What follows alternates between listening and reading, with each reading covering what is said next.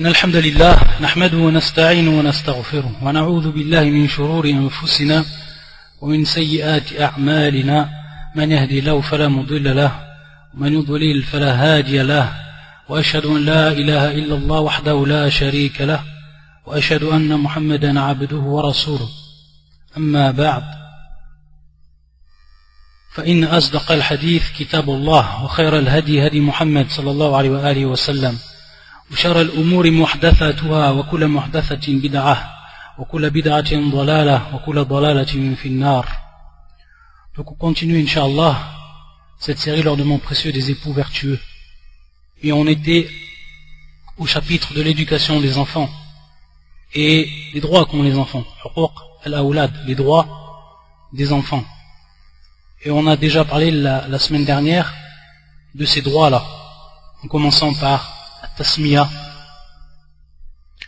et toutes les choses qu'on a vues et tous les actes qui sont tirés de la sunna qu'on a vu également, comme al-aqiqa, comme al-tahnik, etc. On avait parlé d'un sujet également et qui était un acte dont on avait traité et qui concernait l'adhan fi udhun al-walad. C'était de faire l'adhan dans l'oreille droite de l'enfant, sachant que les savants comme Ibn al-Qayyim et d'autres savants comme Cheikh al-Islam Ibn Taymiyyah également, qu'ils ont rapporté cet acte-là, se sont basés sur un hadith du prophète sallallahu alayhi wa sallam, hadith Abu Rafi' qu'on avait déjà vu, qui est rapporté par l'imam al-Tirmidhi, Abu Daoud et d'autres encore, كذلك l'imam al-Bayhaqi. On avait vu que ce hadith, c'est un hadith qui était Hassan. Comme le rendu Hassan, certains savants, comme Al-Barak Foli, Fil Tuhfa, et d'autres savants encore. Et également qui avait été rendu Hassan par Cheikh Al-Albani, rahmatullah alayh, Kama Fil Irwa. Mais, sachant que, pour ce qui est de Cheikh Al-Albani, et pour ce qui est du Tahsin, même si ça on n'a pas cité la dernière fois, pour ce qui est de son tahsin, c'est-à-dire donc d'avoir rendu le hadith Hassan, le shir, à la fin de sa vie, il est revenu sur ce hukm-là. Tout simplement, il s'était basé, lui, shir al-Albani, sur la parole de Ibn al-Qayyim, qui lui rapportait également ce qu'on appelle le shawahid, c'est-à-dire d'autres hadiths, notamment le hadith Ibn Abbas, qui venait appuyer ce hadith. Sachant que le hadith, à la base, tourne autour d'un rapporteur qui s'appelle Asim ibn Ubaydillah al-Adawi al-Madani, et qui est comme في التقريب l'Ibn Hajar qui est daif, qui est faible. Mais sachant qu'il y a une règle au niveau de al-hadith ou de al-mustalah, c'est-à-dire donc les règles conventionnelles par rapport à la science du hadith, c'est que si on trouve plusieurs hadiths et qu'ils sont faibles au niveau de la chaîne de transmission, mais que cette faiblesse est une faiblesse qui n'est pas importante, alors dans beaucoup de cas, et c'est une règle qui est appliquée par la plupart des savants du hadith, il va devenir Hassan. Et donc par rapport à ça, Cheikh al-Albani était revenu à la parole de Ibn al-Qayyim, qui lui avait rapporté les shawahid sans rapporter les chaînes de transmission, et plus précisément d'après le livre de l'imam al-Bayhaqi qui s'appelle Shu'ab al-Iman. Et ce livre-là, Tubi'a, c'est-à-dire qu'il était imprimé. Et donc le shir a pu vérifier les chaînes de transmission. Et il a vu que dans les autres chaînes de transmission, il y avait également Bahf, c'est-à-dire des faiblesses, mais des faiblesses importantes. À la kulli hal, il est revenu par rapport à ça sur le tahsin, sur son tahsin.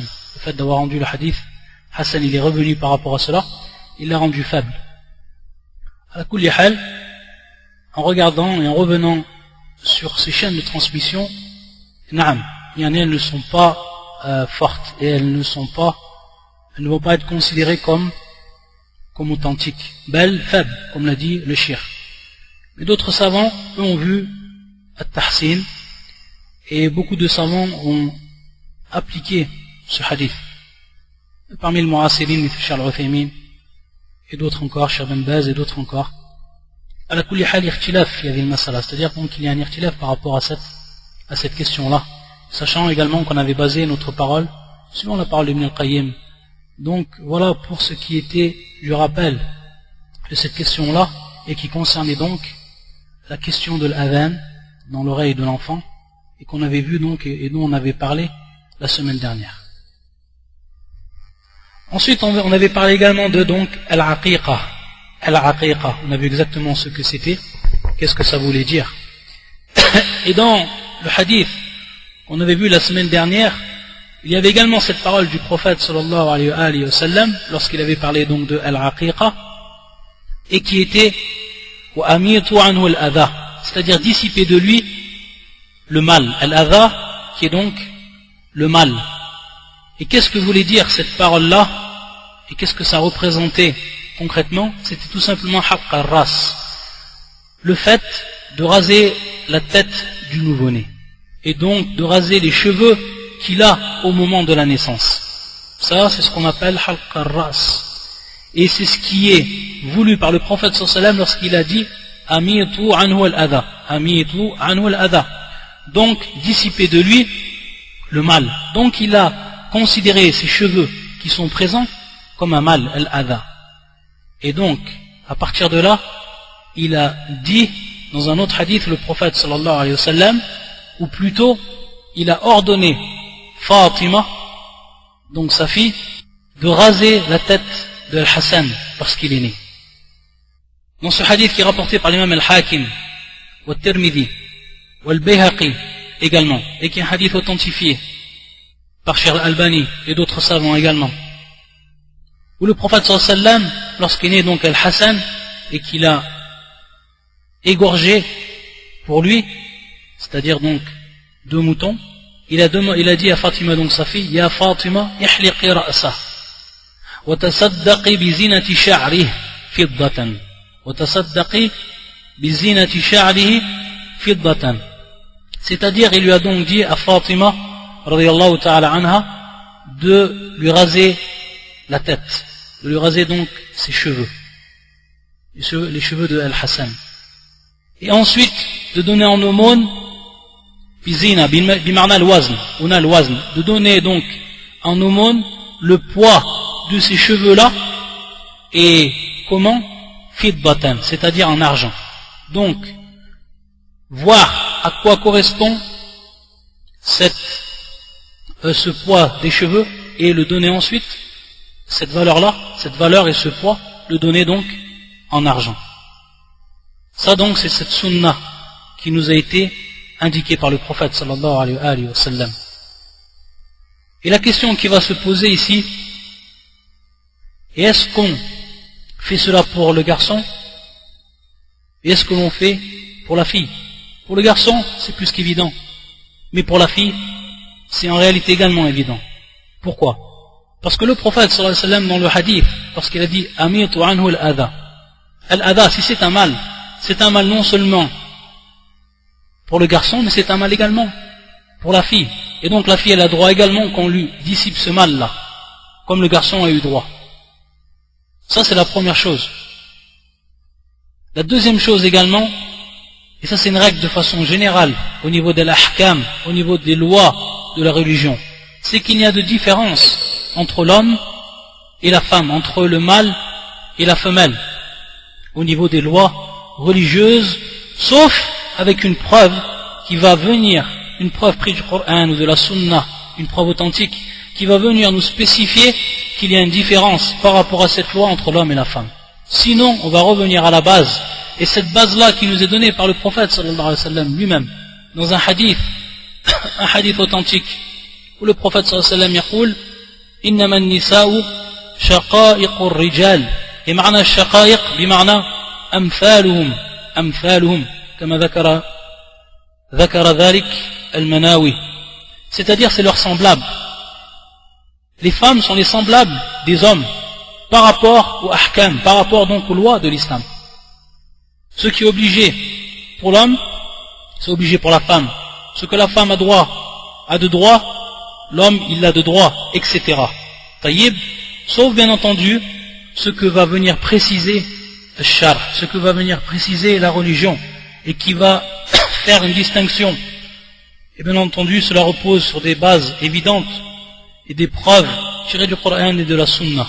À partir de là, quelle est la preuve qu'il y a une différence pour ce qui est de cet acte-là entre le garçon et la fille. Où est la preuve? Et on voit bien que dans le hadith Amitu anhu al-adha, c'est de façon générale. Le prophète sallallahu alayhi wa sallam an al-walad. Le prophète sallallahu alayhi wa sallam, il parle de l'enfant, et cela de façon générale. Donc cette sunna est appliquée non seulement pour le garçon, mais également pour la fille. Et lorsqu'on a parlé de al-aqiqa, al-nasika, on a vu également qu'il y avait un point qui avait été éclairé par certains savants. Lorsque le prophète sallallahu alayhi wa sallam avait dit dans le hadith al-ghulamu murtahanun bi'aqiqatihi, on avait vu donc que al-ma'na, le sens ici et la signification, c'est que l'enfant est donc en gage, mahbous, c'est comme s'il était prisonnier, c'est comme s'il était retenu jusqu'à donc qu'on égorge pour lui les moutons. Et à partir de là, donc, il sera comme libéré. On lui ôtera ce gage de lui. Al-ghulamu murtahanun bi'aqiqatihi. Ça, c'est la signification du hadith de façon générale. Et on avait vu que certains savants, comme Ata, et comme l'ont suivi à l'exemple de l'imam Ahmed, rahmatullah alayh, ils avaient dit qu'il était mahbous min ash-shafa'a li walidayhi, c'est-à-dire qu'il était donc retenu de faire et d'intercéder donc pour ses parents, yawm al-qiyamah. Ça, c'est ce qu'on avait retenu. Et on avait dit qu'on allait parler sur cette question et revenir à ce qu'a dit Ibn al-Qayyim al-Jawzi. Ibn al-Qayyim al-Jawzi, qui lui ne voit pas cela, et ne voit pas cette explication. Et il va justifier son avis, il va justifier sa position. Lorsqu'ils ont parlé de Ash-Shafa'a, donc Ash-Shafa'a, on a fait plus d'un cours dans l'explication qu'on a fait du livre Les repères de la Sunna, considérant le chapitre de Ash-Shafa'a, l'intercession. Et on a parlé des conditions, tout ce qui se rapportait à Shafa'a, l'intercession, et qui est un des points dans la croyance, et malheureusement un point où beaucoup de gens se sont égarés parmi les musulmans. Wallah al-musta'an. On avait vu que parmi donc les conditions de Shafa'a al-idhn ou al-rida, que ce soit donc l'autorisation, que ce soit l'agrément, et on avait vu que Ash-Shafa'atu mawquf ala amal al-mashfu'u lah min tawhidi wa ikhlasihi, ou également wa min ash-shafi', comme nous le rappelle Ibn al-Qayyim, c'est-à-dire que l'intercession va s'arrêter à ce qu'a fait comme acte celui pour qui on va intercéder, par rapport à son tawhid, par rapport à son ikhlas envers Allah Azza wa Jal, par rapport à ses actes, etc. Et également par rapport à Shafi', c'est-à-dire le degré de cette personne-là, celui qui va intercéder, est-ce qu'il va mériter d'intercéder, etc. Donc à la kulli hal, ça rentrait dans les détails de Ash-Shafa'a, on revient par rapport à ça au cours. À la kulli hal, on sait que c'est une menzila, laysat mustahiqqatan biqaraba wala bunuwa wala ubuwa, comme nous le rappelle également Ibn al-Qayyim. C'est donc une place qui n'est pas méritée de par al-qaraba, donc le lien de parenté, le rapprochement qu'a une personne d'une autre par rapport à sa parenté, ces liens de parenté. Également donc, de façon plus précise encore, par rapport qu'il soit son fils ou par rapport qu'il soit son père. Et on sait que le prophète sallallahu alayhi wa sallam lui-même, il a dit, comme nous le rappelle Ibn al-Qayyim, il a dit à son oncle, il a dit à sa tante, il a même dit à sa fille, la urni ankum min Allahi shay'an. Et dans une autre version, la umliku lakum min Allahi shay'an. C'est-à-dire que je ne peux rien pour vous, je ne suis d'aucune utilité pour vous devant Allah Azza wa Jal, si Allah Azza wa Jal a décidé un hukm par rapport à vous, s'il a décidé quelque chose par rapport à vous, je ne peux rien faire.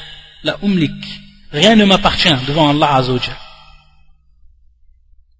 Également, ce qui nous rappelle Ibn al-Qayyim, c'est qu'al-irtihan, revenons donc au hadith du prophète Sam, al-ghulam murtahanun bi'aqiqati. Donc on voit bien que le terme ici, murtahanun, rahina, tayyib, donc le gage, pris en gage. On voit que dans le Coran, ce terme, il est venu, comme dans ce verset, kullu nafsim bima kasabat rahina, C'est-à-dire que la personne, elle est prise en gage, elle est prisonnière, elle est dépendante de quoi? Mais de ses actions, de ce qu'elle a acquis de ses propres mains. Kullu nafsin bima kasabat rahina. Donc on voit le terme ici rahina, qui est rappelé par le verset du Coran. Donc en rapportant ces arguments, Ibn al-Qayyim ne voit pas dans cette parole qui a été avancée, donnant donc l'explication à ce hadith. Hadith concernant donc al-aqiqa. Et Ibn al-Qayyim va donner donc son explication. Il va dire, donc en résumé, que le diable, lorsque l'enfant est né, que le diable, il va se raccrocher directement au nouveau-né, dès sa naissance, inam. Et qu'il va donc faire tout. Et ça, combien de versets, combien de hadiths qui nous prouvent cela? Que le diable donc se raccroche à cet enfant, et qui va être devant lui, qui va être à ses côtés, qui va être derrière lui, et qui va lui insuffler le mauvais chemin. Essayer de le faire dévier donc de cette fitra, de cette nature prédisposée dans laquelle Allah Azzawajal, par rapport à laquelle Allah Azzawajal a créé cet enfant-là. Ya'laq bi, donc il se raccroche à lui. Et al-aqiqa, al-nasika, ça va lui permettre de se libérer de ce rapprochement. Au moment donc où lui, le shaitan, il va se raccrocher à cet enfant, il va s'accrocher à cet enfant à sa naissance. Il va donc, de par ce dhabh, l'égorgement, et le fait qu'il ait fait couler donc le sang, il va donc dissiper le mal et le préjudice de cet enfant-là. Et ce mal-là, qui est le mal intérieur, c'est un mal qui est ici intérieur. Lorsque le prophète sallam nous avait dit, et faites couler pour lui le sang. Donc pour le libérer, murtahanun, donc pour le libérer, on avait dit murtahan bima'na mahbous, donc comme prisonnier, donc de le libérer de ce mal-là, et qui est un mal intérieur, et qui est le mal du diable, qui se raccroche donc au nouveau-né. Et de par le fait qu'on va raser l'enfant, on va raser donc les cheveux de l'enfant, on va ici dissiper le mal, mais ce mal qui est extérieur. Ce mal-là qui va être donc extérieur lorsqu'on va lui raser la tête, lorsqu'on va lui faire, on va lui dissiper et lui enlever donc de sa tête ses cheveux. Donc on voit qu'il y a un mal intérieur qui va être dissipé par la aqiqa, et un mal extérieur qui va être dissipé donc par le rasage, bil halq, halq ar-ras. Ça, c'est l'avis de Ibn al-Qayyim pour cette question et l'argument qu'il a donc avancé pour réfuter ce qu'avaient argumenté ou proposé d'autres savants que lui. Donc ça, c'est pour ce qui est de l'aqiqa, nasika, et également pour ce qui est de al-haq, halq ar-ras. Un autre acte également que l'on fait lorsque l'enfant est né, lorsqu'il naît et lorsqu'il grandit, on va revenir par rapport au temps, c'est al-khitan, ce qu'on appelle al-khitan, et ce qu'on appelle donc, ce qu'on traduit la circoncision. La circoncision. Et avant cela, on voit que certains savants, comme l'imam Ata, ils voient de commencer bil halq, avant même d'égorger. Donc d'abord de couper les cheveux de l'enfant, et ensuite égorger.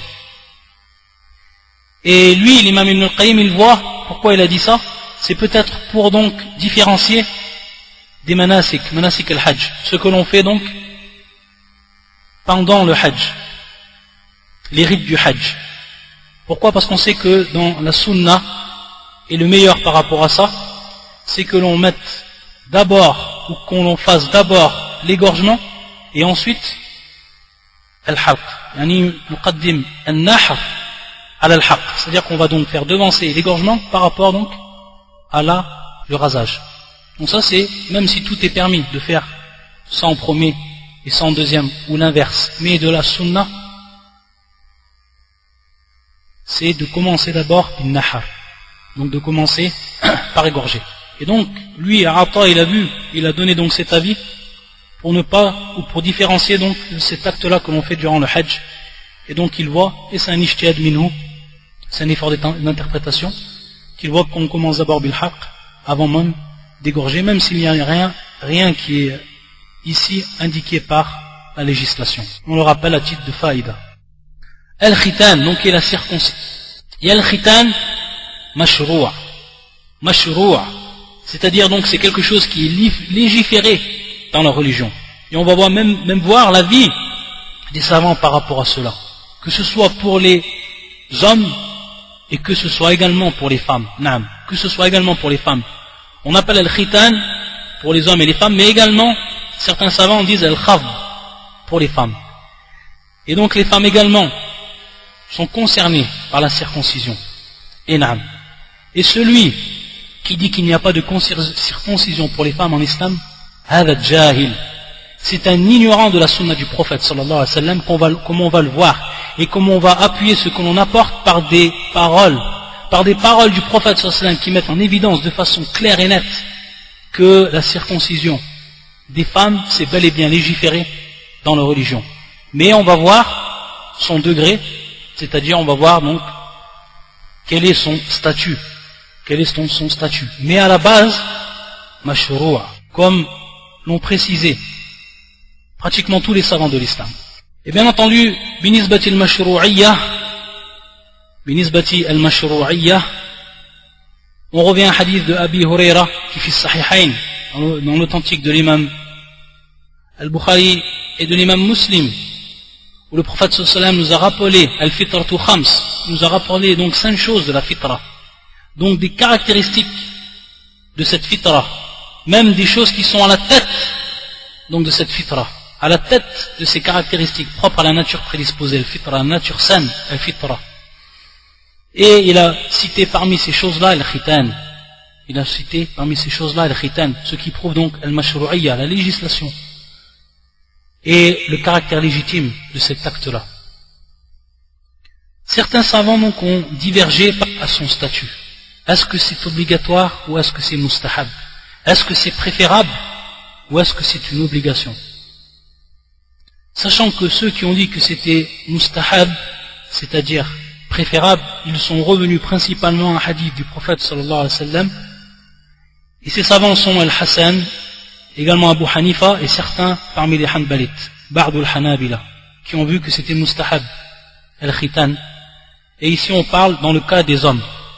Ils se rapportent un hadith de Ibn Abbas, mais un hadith qui n'est pas authentique, qui a été rendu faible par Ibn al-Qayyim, d'autres savants, Sheikh al-Albani et d'autres savants encore, et qui est la parole suivante, al-khitan sunnah lir-rijal makrumatun lin-nisa, al-khitan sunnatun lir-rijal, c'est-à-dire donc al-khitan, c'est une sunna pour les hommes, makrumatun lin-nisa, également, on va s'apercevoir que c'est également ici préférable pour les femmes, mais à degré moindre, de par cette parole makrumatun lin-nisa.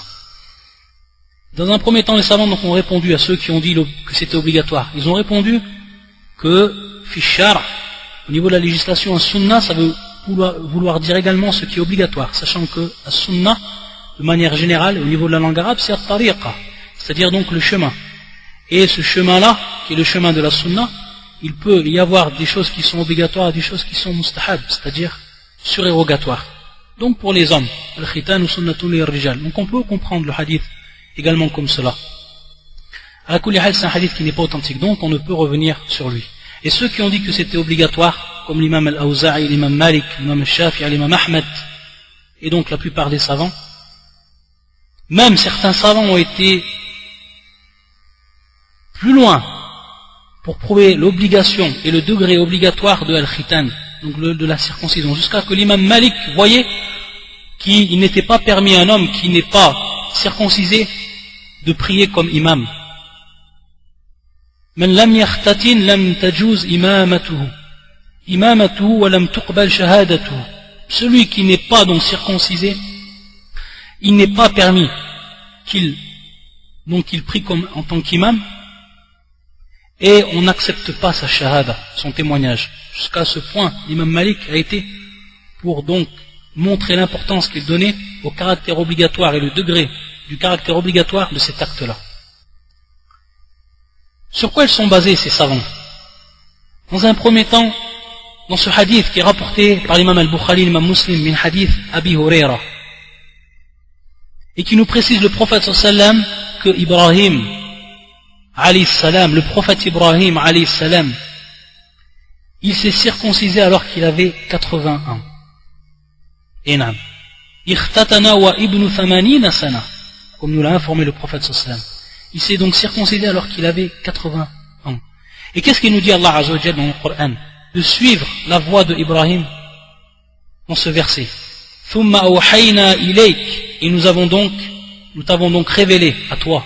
Thumma awhayna ilayk an ittabi' millata Ibrahim hanifa, de suivre donc, an ittabi', de suivre la milla, donc la confession, la religion de Ibrahim, cette religion hanifa, cette religion donc an ittabi' millata Ibrahim hanifa, cette religion donc qui était basée sur le tawhid et l'éloignement donc du shirk et de toutes ces images et de toutes ces catégories. Donc Allah Azza wa Jalla a ordonné au prophète sallallahu alayhi wa sallam et donc à toute sa communauté de suivre cette voie-là, la voie d'Ibrahim. Et parmi bien entendu sa voie ici, al-ikhtitan, qu'il s'est circoncisé. Et également ils vont revenir de façon générale à que tous les musulmans, c'est-à-dire ils vont revenir en s'incluant que durant le temps du prophète sallallahu alayhi wa sallam, tous les musulmans se circoncisaient, même ceux qui rentraient dans l'islam, même ceux qui rentraient dans l'islam. Et on va revenir à un hadith, ici une hujja. Ça va donc être une preuve qui est forte pour argumenter le caractère obligatoire de cet acte-là, le khitan, dans le cas des hommes. Où le prophète sallallahu alayhi wa sallam a dit à un homme qui venait de rentrer dans l'islam. Ce hadith-là, il est rapporté par l'imam Ahmed, l'imam Abu Daoud wa Tabarani, et qui est un hadith qui est Hassan al-Matn. C'est-à-dire, ici, on revoit encore ce qu'on avait dit en début du cours, que certains hadiths, même s'ils ont des chaînes de transmission qui sont faibles, mais pas d'une faiblesse importante, lorsqu'elles sont réunies, ils en viennent et ils, donc, vont occuper ensuite une place qui va être plus élevée, et donc qui vont donc devenir authentiques. Al-Hassan, hadith Al-Hassan, qui fait partie des hadiths sur lesquels on peut argumenter et donc prouver. Et c'est le cas de ce hadith-là, où il y a eu beaucoup de hadiths qui vont dans ce sens, et d'une chaîne de transmission également, qui viennent appuyer cela, même si, dans la plupart des cas, on va trouver une faiblesse qui est pas très importante, ce qui fait que les muhaddithin, beaucoup de savants, comme c'est le cas de Cheikh al-Islam ibn Taymiyyah, et comme c'est le cas également de Cheikh al-Albani rahmatullah, qui vont voir donc c'est un hadith qui est Hassan, et donc qu'on comprend en compte au niveau du din. Il a dit le prophète sallallahu alayhi wa sallam à une personne qui venait de se convertir, alqi anka sha'r al-kufr, c'est-à-dire donc délaisse, ou plutôt enlève de toi les poils de la mécréance. Sha'r al-kufr. Wakhtatin, et circoncis-toi. Et circoncis-toi. Donc il a voulu par là, le prophète sallallahu alayhi wa sallam, lui dire de délaisser dans un premier temps donc ses poils. Et bien entendu en revenant donc à cette fitra. Et ensuite il lui a dit wakhtatin. Donc un ordre ici, wakhtatin. Et donc circoncis-toi. Qalaou li rajul aslama. Il l'a dit donc le prophète sallallahu alayhi wa sallam à une personne qui venait de se convertir.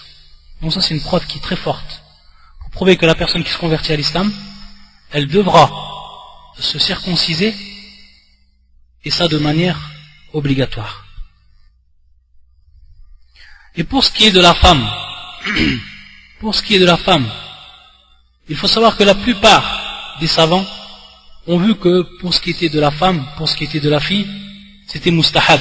C'était donc recommandé, c'était mustahab mais non obligatoire. Sachant que certains savants, et une riwaya, c'est-à-dire une des versions de l'imam Ahmed qui voyait que c'était obligatoire. Mais une autre version de l'imam Ahmed, sachant qu'il avait plusieurs avis sur cette question-là, et c'est l'avis qui a été pris par le madhab, où c'est mustahab. Et c'est l'avis également de Cheikh Al-Uthaymin parmi Al-Mu'asirin, qui voyaient donc que c'est mustahab. Et sur quoi ils vont revenir les savants? Pour prouver dans un premier temps, comme on l'a dit au début de cette question-là, que la circoncision pour la femme c'est bel et bien de l'islam. Le prophète sallallahu alayhi wa sallam, il nous parle d'un hukm. Un hukm qui est le fait que lorsque les deux parties de l'homme et de la femme se rencontrent, wajab al-ghusl. Il faut obligatoirement donc se laver entièrement, faire al-ghusl complet. On sait qu'au début de l'islam, l'homme lorsqu'il avait un rapport avec sa femme, pour qu'il se lave en entier, qu'il soit obligé de se laver en entier, et que cela engendre donc le lavage complet, il fallait qu'il éjacule. S'il n'avait pas d'éjaculation, taïb, et qu'il stoppait donc son acte avec sa femme, alors à ce moment-là, il n'était pas obligatoire qu'il se lave. Il y a eu l'abolition de ce hukm-là, et l'islam est venu, par cette parole du prophète sallallahu alayhi wa sallam, nous enseigner que simplement, il suffit qu'il y ait un contact entre donc les deux parties, la personne soit obligée donc de se laver en entier. Et quelle phrase et quel mot il a employé le prophète sallallahu alayhi wa sallam? Il a dit dans ce hadith, إِذَا الْتَقَى الْخِتَانَانِ. Donc il a parlé ici du prophète de al-khitan. Al-khitanan, qui est donc les deux khitan. Et il parle de qui et de quoi? Il parle bien entendu de khitan de l'homme et khitan de la femme. Sachant que al-khitan, non seulement on veut par ce terme-là l'acte lui-même de la circoncision, mais également le mot al-mawdi', c'est-à-dire l'endroit même où la personne a été circoncisée. Taïb. Donc le prophète sallallahu nous a bel et bien parlé ici de deux khitan, celui de l'homme et celui de la femme. Celui de l'homme et celui de la femme. Donc le fait que ces deux parties rentrent en contact, donc la partie où il y a eu le khitan de l'homme et la partie où il y a eu le khitan de la femme, au moment donc où il y a eu ce contact, wajab al-ghusl. Ça c'est la première preuve qui est plus qu'évidente que la circoncision pour la femme c'est bel et bien légiféré. Mais également on a un hadith qui est des plus clairs aussi, et qui est un hadith lui Hassan, comme Hassan Shaykh al-Albani fi Sahih al-Jami' min hadith Atiyya, qui est un hadith rapporté par l'imam Abu Daoud et également le Bayhaqi, où le prophète sallallahu alayhi wa sallam nous dit Idha khatanti fala tunhiki. C'est-à-dire, lorsque tu fais la circoncision, donc, pour la fille, alors ne le fais pas de manière exagérée. C'est-à-dire donc une circoncision qui va être légère. Falatunhiki. فإن ذلك أحظى للمرأة وأحب للبعض. Ensuite, il nous donne al-illah. Il nous donne le prophète sallallahu alayhi wa sallam la cause de cela. C'est-à-dire lorsqu'on fait la circoncision pour la fille, de le faire de manière légère. Taïb. Et il nous dit فَإِنَّ ذَلِكَ أَحْظَى لِلْمَرْأَةِ. C'est-à-dire par rapport à sa shahwa, ça ne va pas couper complètement sa shahwa, mais ça va donc lui laisser un désir, ça va lui laisser donc une shahwa, et ensuite donc وَأَحَبُّ لِلْبَعْضِ, ça va être plus aimé pour qui? El-Ba'l, qui est bien entendu le mari. Ça va être plus aimé pour son homme, lorsque sa femme bien entendu a toujours cette shahwa, qui lui reste donc cette shahwa. Et donc de par le khitan, cette shahwa elle a été diminuée. C'est pour ça que il est préférable lorsqu'on fait la circoncision de le faire pour une femme qui a une grande shahwa. Taïb. Et ça rentrait bien entendu dans les détails, à la kulli hal, de le faire par rapport à cette femme, mais de le faire de manière légère, et donc de lui laisser toujours cette shahwa, de lui laisser donc une shahwa, pour qu'elle garde donc son désir à la femme, et pour qu'ensuite l'homme également il jouit de part, et qu'il préfère donc ce désir qu'à sa femme. إذا ختنتي فلا تنهكي فإن ذلك أحظى للمرأة وأحب للبعض. Donc cela est plus profitable par rapport au désir pour la femme, plus aimé pour son homme. Ça c'est un hadith qui est Hassan. Donc qui va prétendre après cela que al-khitan pour les femmes, la circoncision pour les femmes, ça ne fait pas partie de l'islam, sauf une personne qui est un jahil de la sunna du prophète, une personne qui est ignorante de la sunna du prophète sallallahu wa sallam alayhi. Il y a aussi ce que l'on rappelle parmi les fawaïd, parmi les grands intérêts qu'il y a dans ce khitan, c'est comme on l'a vu, ça fait partie de la fitra, c'est aussi shi'arul islam. Ça fait partie donc des rites de l'islam. Une personne, lorsqu'elle est musulmane, on sait qu'automatiquement, elle va être circoncise. Et c'est également, entre parenthèses, c'est également une chose qui se pratique chez les juifs. Et qui se pratique chez une partie des chrétiens, mais partout, pas tous les chrétiens. Et à la kulli hal, en islam, c'est un shi'ar, c'est un rite au niveau de l'islam. Et ça nous permet également, ça permet de différencier de façon bien entendu générale le musulman du non-musulman. Et également beaucoup de fawaïd tibbiya au niveau donc qui sont prouvés par la médecine. Donc au niveau d'un nadafa, également certains savants de la médecine nous rappellent que ça évite d'attraper le cancer, etc. Il y a beaucoup de fawaïd sans rentrer dans les détails pour ce qui est de al-khitan. En plus des fawaïd purs et qui sont diniya. Ce qu'on va rappeler également, certains points, puisqu'on a appelé des actes, on va rappeler tout simplement, surtout pour le nouveau-né et pour l'enfant, on va rappeler certains ahkam, min bab al-fawaid. Et on sait que, d'après un hadith du prophète sallallahu alayhi wa sallam, lorsqu'un enfant, tant qu'il ne mange pas, je dis bien tant qu'il ne mange pas, c'est-à-dire qu'il allait encore et qu'il ne prend que le lait, et ce hadith, il nous est rapporté par l'imam Ibn Majah, Abu Dawud, Tirmidhi, l'imam Ahmed, qu'avec un hadith authentique, authentifié par Ibn Hajar, Ad-Daraqutni, également Cheikh Al-Albani et d'autres encore, rahmatullah ala al-jamir, et qui est la parole du prophète sallallahu alayhi wa sallam, Bawlul ghulam ar-radi' yumdahu.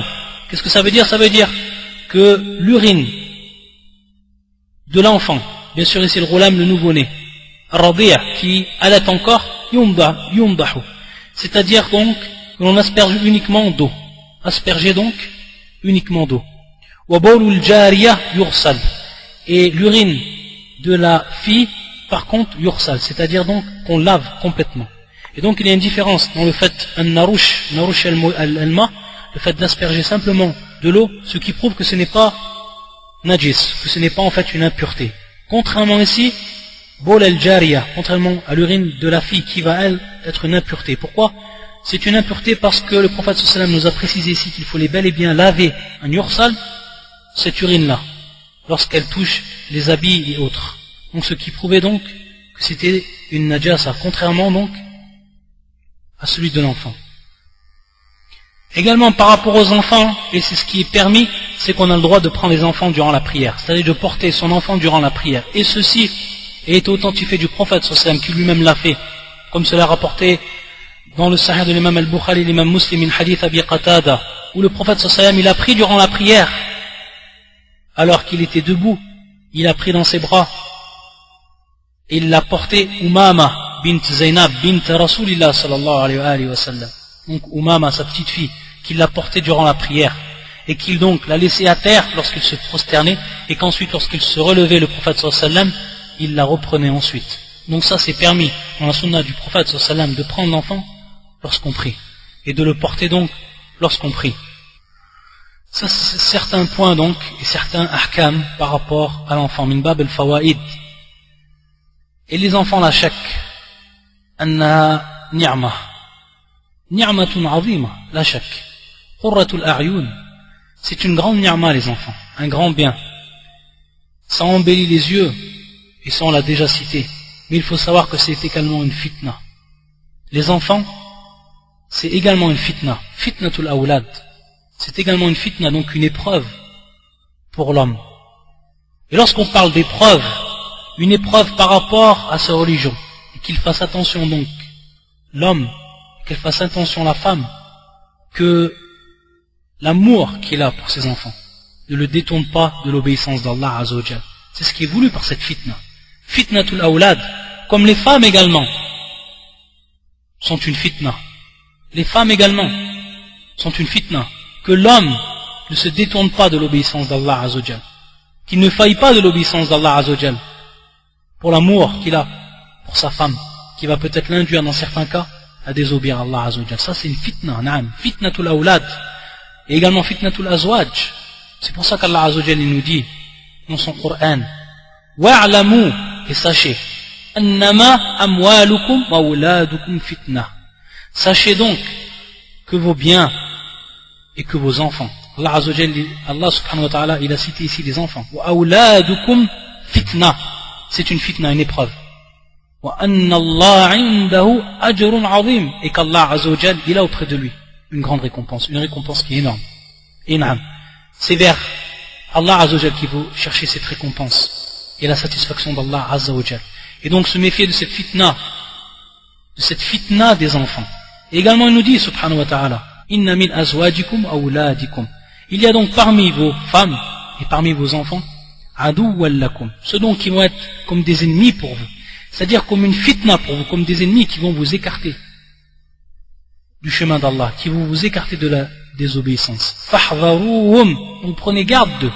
In'am, prenez garde d'eux, que ce soit donc des femmes, que ce soit des enfants. Et le prophète sallallahu alayhi wa sallam, il nous cite dans cette parole, et qui est un hadith authentique rapporté par l'imam al-Hakim et l'imam al-Tabarani également, et qui est un hadith authentique authentifié par Sheikh al-Albani fi Sahih al-Jami', où le prophète sallallahu alayhi wa sallam yaqul inna al-walada mabkhalatun wa majbanatun wa majhalatun wa mahzanatun. Inna al-walada mabkhala, l'enfant mabkhala, qu'est-ce que veut dire donc al-mabkhala? C'est donc une source d'avarice. Mabkhala, al-mabkhala qui vient donc du terme al-bukhl, une source d'avarice. C'est-à-dire que l'homme, à cause de son enfant, de peur qu'il y ait un manque par rapport au risque de son enfant, il ne va pas donner dans le chemin d'Allah Azza wa Jal, la yunfiq, et qu'il ne va pas donner fi sabilillah Azza wa Jal. Dans ce sens-là, inna al-walad mabkhal, donc une source d'avarice par rapport à l'homme. Donc qu'il fasse attention et qu'il sache que s'il donne fi sabilillah, tout en bien entendu assurant ce que l'enfant et ce que sa famille a besoin, qu'il sache que ce ne sera jamais une cause de diminution de ses biens, bien au contraire. Innal walad mabkhala. Ensuite il a dit le prophète sallallahu alayhi wa sallam majbana, c'est-à-dire qu'il va le rendre donc peureux, qui va être une source de peur. Majbana, c'est-à-dire donc une source de peur, et que l'on peut traduire également de faiblesse, etc. Dans le sens où la personne, tellement peut-être il va élever ses enfants, qu'il ne va pas les quitter pour aller dans le djihad, fi sabilillah. Ou alors pour l'ikayuhajir, afin donc de faire l'exode, de s'exiler. Et dans ce sens-là, c'est également une fitna pour lui. La peur d'aller au djihad, de peur de laisser ces enfants-là. Donc c'est une fitna. Majbana. Également majhala. Et comme nous l'explique l'imam al-Manawi, fi Fayd al-Qadir, il nous dit également qu'il va délaisser peut-être al-rihla, donc le voyage fi talab al-ilm. Également al-jid fi tahsilihi, et qui va délaisser également le sérieux et l'ijtihad, l'effort dans le fait d'apprendre la religion, dans le fait d'apprendre la science et de lui donner une grande importance à cette science de par ses enfants, et que ce sera la cause ici, la cause de ses enfants. Majhala. Et également mahzana, donc ici une source de peine. Al-huzn, mahzana. In'am, lorsque l'enfant il est malade, lorsque l'enfant il est lui-même hazin, il est lui-même donc triste, lorsqu'il a demandé à son père une chose et que son père n'a pu lui la fournir, n'a pu lui la donner. Donc c'est également une source de tristesse. Innal walad mabkhala, majbana, majhala, mahzana. Donc ça, c'est une mise en garde, et que la personne sache que ces enfants-là peuvent être pour lui une fitna, et qu'il s'en méfie, comme nous l'a dit, et comme nous l'a rendu obligatoire, et comme nous l'a exhorté Allah subhanahu wa ta'ala, fahdharuhum. Ensuite, et ici, le droit le plus important par rapport aux enfants, et qui est at-tarbiyah, qui va être l'éducation. Là, on va rentrer dans le vif du sujet, et qui est at-tarbiyah, l'éducation. Comment on va faire cette éducation? Par quoi on va commencer dans l'éducation? Quels sont les points importants à prendre en compte? Quelles sont les priorités dans l'éducation? Al-minhaj, quelle est donc la méthode qu'il faut utiliser par rapport aux enfants dans tous les domaines, pour ensuite lui donner donc une éducation qui va être digne de ce nom, éducation islamique, une éducation suivant le Coran, suivant la sunna du prophète sallallahu alayhi wa sallam, et suivant donc cette méthode compris nos pieux prédécesseurs. Et ça, c'est ce qu'on fera et ce qu'on va détailler dans les prochains cours bi'idhnillahi ta'ala. Subhanakallahumma bihamdika ashhadu an la ilaha illa anta astaghfiruka wa atubu ilayk.